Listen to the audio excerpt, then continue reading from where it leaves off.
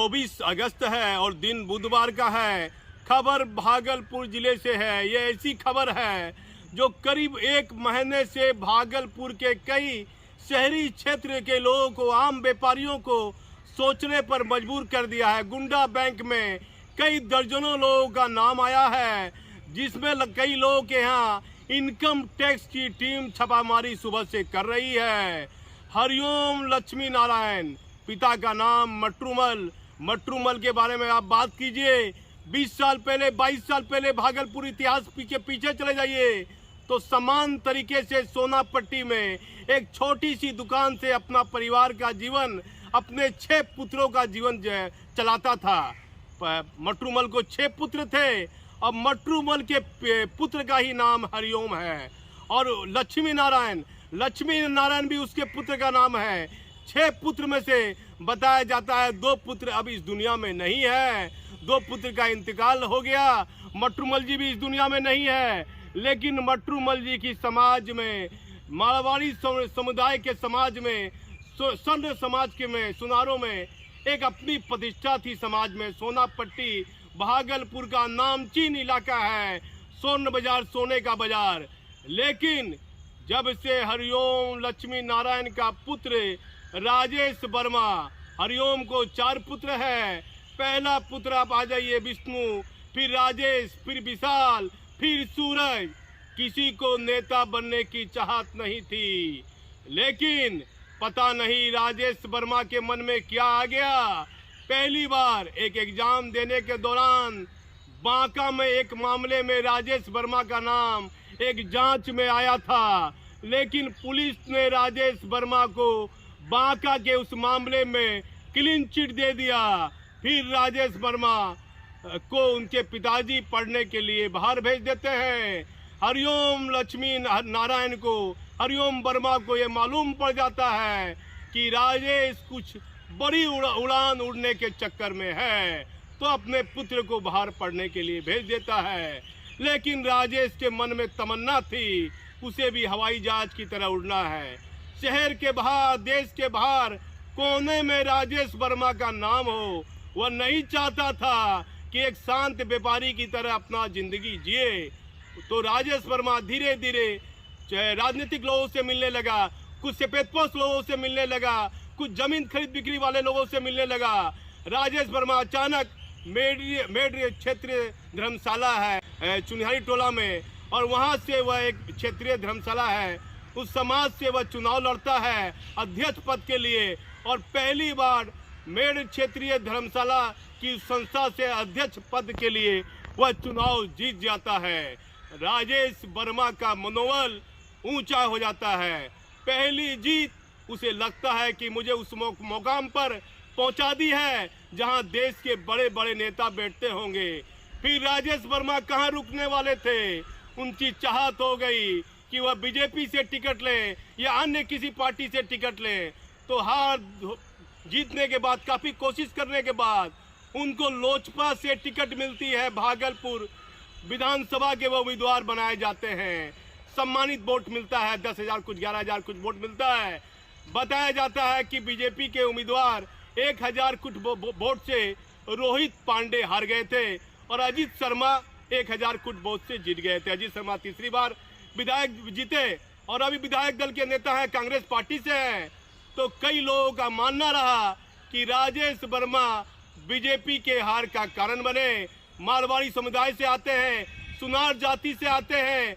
मारवाड़ी समाज में एक बेहतर पहचान भागलपुर समाज में उनके परिवार की है। लेकिन राजेश वर्मा को क्या मालूम था कि जिस नेता बनना की राह पर वह जा रहे हैं, परिवार के लोग अंदर से नहीं चाहते थे कि राजेश वर्मा एक नेता बने। राजेश वर्मा की चाहत थी जैसे हर आदमी लोकसभा चुनाव में एमपी बनता है, विधानसभा में विधायक बनता है, एक बड़ी उड़ान भरना चाहता था। लेकिन फिर एक बड़े बीजेपी के एक कदावर नेता से विवाद हो जाता है। लोजपा के विधानसभा चुनाव के दौरान ही एक बीजेपी के कदावर नेता से विवाद होता है। आरोप प्रत्यारोप का विवाद चलता है। राजेश वर्मा कई ऐसे कड़वे बयान दे देते हैं जो उनको नहीं देना चाहिए था और वह कह देते हैं कि अब ये वार्ड पार्षद का चुनाव ये नेता नहीं जिता सकता है, अब इसको मुखिया के चुनाव में अपना भाग्य आजमाना चाहिए। देखिए, राजेश वर्मा के ऊंचे बोल आज उसके परिवार को कई बड़ी जांच एजेंसी के नजर में चढ़ा दिया है। कई नेताओं के आंख की किरकिरी बन गया राजेश वर्मा। कई नेताओं ने सोचने लगा कि भाई इसके दादा इतनी इज्जत करते थे मटरूमल, इनके पिताजी हरिओम बाबू इतनी इज्जत करते हैं, ये राजेश की नजर झुकती नहीं है। लेकिन राजेश के बारे में कहा जाता है, मुलाकात करता है तो सादर शिष्टा से लोगों को प्रणाम पाती, पांव छूकर नमस्कार, हाथ जोड़कर प्रणाम करता है। लेकिन उसके अंदर में मन ही मन में एक बड़े नेता बनने का ख्वाब बन गया। और उसके बाद कई आरोप प्रत्यारोप राजेश वर्मा पर लगते चले आए। बताया जाता है कि सृजन घोटाले में एक पूर्व डीएम ने इनके बारे में एक जांच रिपोर्ट में, एक एसडीओ है अनुज कुमार, पूर्व एसडीओ जिनका तबादला यहां से हो गया, कहीं वह एडीएम है, उसकी जांच रिपोर्ट में राजेश वर्मा का जिक्र किया गया। फिर राजेश वर्मा सुर्खियों में आए। दो रंगदारी का मामला हुआ। एक मनोज कुमार पूर्व एसपी यहाँ हुआ करते थे, रोहतास में कोई दूध वाला पकड़ा गया, उसके टेलीफोन से रंगदारी मांगी गई थी। मामला मिला जुला के फर्जी निकला और टेलीफोन से रंगदारी मांगने की बात आई। फिर एक हाल फिलहाल 6 महीना 3 महीना पहले फिर इनके दुकान पर, इनके भाई के मोबाइल पर, विशाल के मोबाइल पर मैसेज करके विष्णु के मोबाइल पर आता है, विष्णु के मोबाइल पर कोई मैसेज कर देता है और फिर एक एफआईआर दर्ज होती है। वह मामला अभी पेंडिंग में है। लेकिन आखिर एक सीधा साधा मटरूमल का परिवार अचानक सभी जांच एजेंसी के नजर में क्यों आ गया, ये एक सवाल आम लोगों के जहन में है। मैं आपको बता देता हूं, जो भागलपुर में चर्चा है, 20-22 साल पहले एक छोटी सी दुकान मटरूमल चलाकर अपने 6 पुत्र का जीवन शांतिपूर्वक जी रहा था। 6 पुत्र एक थे, अब बताया जाता है सभी पुत्र अलग अलग हैं, जिसमें 2 पुत्र इस दुनिया में अब नहीं है और 4 पुत्र है। लेकिन हरिओम के पुत्र राजेश वर्मा के बारे में बताया जाता है कि परिवार के लोग नहीं चाहते थे कि ये राजनीतिक जीवन में आए। राजनीतिक जीवन में आने के बाद लोगों की मुश्किलें बढ़ती गई। सोनापट्टी के लोग अपनी दबी जुबान से कहते हैं कि वहाँ एक मंदिर है, मंदिर में एक गाड़ी लगाने का पार्किंग की जगह थी, उस जगह को इसने बंद कर दिया, कैप्चर कर लिया। कई तरह के गंभीर आरोप लगे। 1-2 दुकानदार है जिसकी दुकान इसने भाड़े पर दी, फिर वहाँ दुकान हटाने की बात सामने आने लगी। कई विवादित जमीन में खरीद बिक्री में भी राजेश वर्मा का नाम पर्दे के पीछे आया।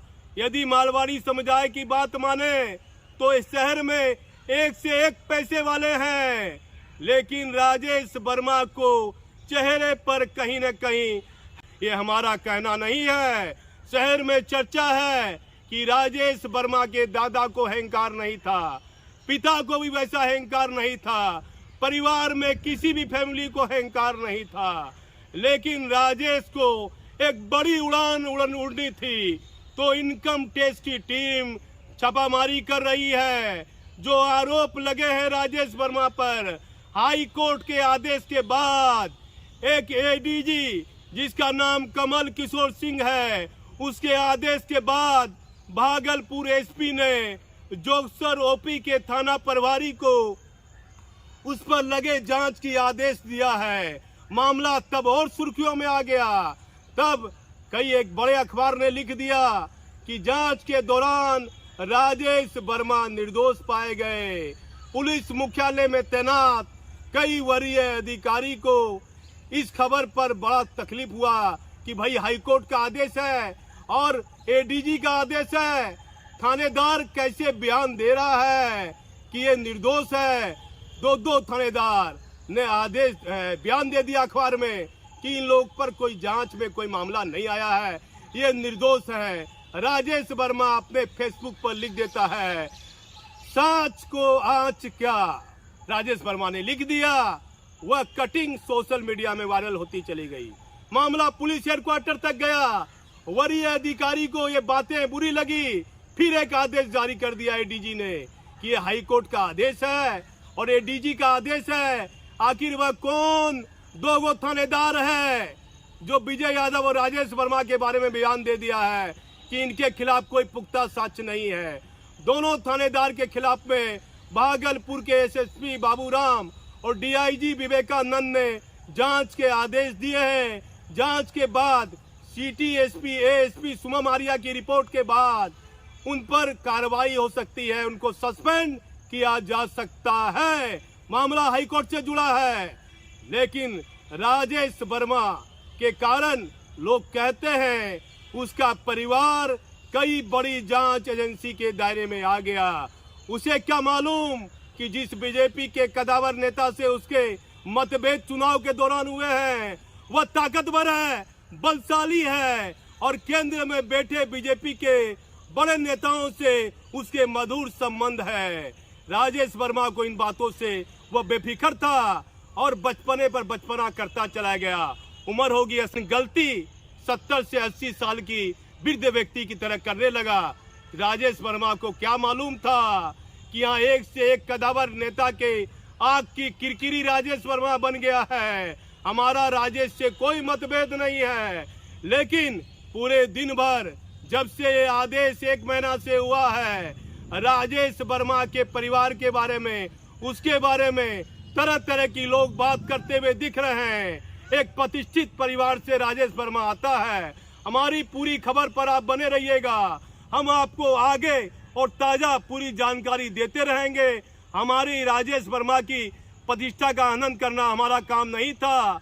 जो इस जांच में तथ्य आए हैं उसके कई आदेश की कॉपी मेरे पास में है और इनकम टैक्स की टीम जो छापामारी कर रहे हैं उसके पिताजी ने जो बयान दिया है, देवघर में भी रेड हो रही है, बताया जाता है और भी कई जिले में रेड हो रही है।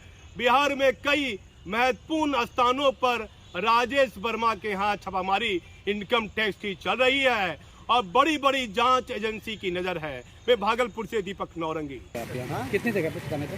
2 घंटा हो गया, 2 घंटा। कितना टीम घर पाई है? 50 आदमी। तो कितने जगह पे चल रहा था? हमारा 5 ब्रांच और घर सकता है। बिहार झारखंड दोनों? हाँ, 3 दुकानें और इधर 4 जगह। 4 जगह। और झारखंड में? 2, झारखंड में 1 जगह और वहाँ पूर्णिया में 1 जगह। क्या नाम सर आपका? हरिओम वर्मा।